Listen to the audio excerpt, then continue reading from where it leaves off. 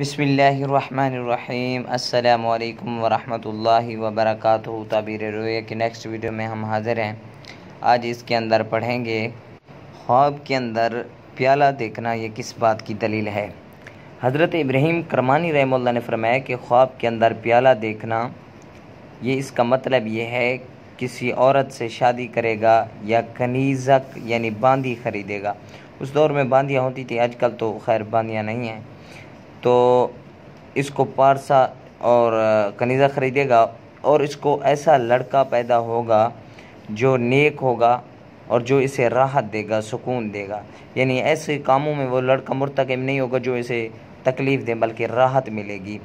और अगर देखें कि पानी प्याले से गिरा और प्याला बच गया है तो दलील है कि इसका फ़र्जंद मरेगा और औरत बचेगी।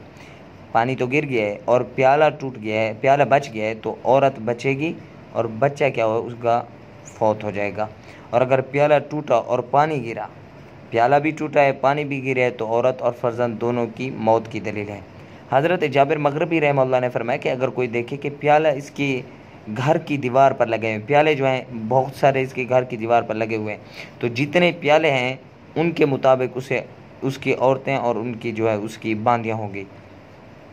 और अगर प्याला सफ़ेद या सब्ज़ है, दो चीज़ें हैं, एक है सफ़ेद दूसरा सब्ज़ देखे, तो दलील है कि इसकी औरत सालेह और पारसा होगी यानी नेक औरत होगी। और अगर कोई सुर्ख प्याले देखे तो दलील है कि इसकी औरत ऐश पसंद और मुफसिद होगी। सुर्ख देखे तो ऐश पसंद और मुफसिद होगी। और जर्द प्याले देखे तो दलील है कि इसकी औरत बीमार और जर्द होंगी। और अगर स्याह प्याले देखे तो दलील है कि इसकी औरत गमनाक और मुसीबत ज़दा होंगी।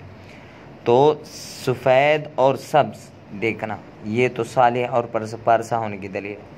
और इसके बाद जर्द प्याला देखना औरत की बीमारी की दलील है। और सुर्ख प्याला देखना औरत की अयाश परस्ती की दलील है।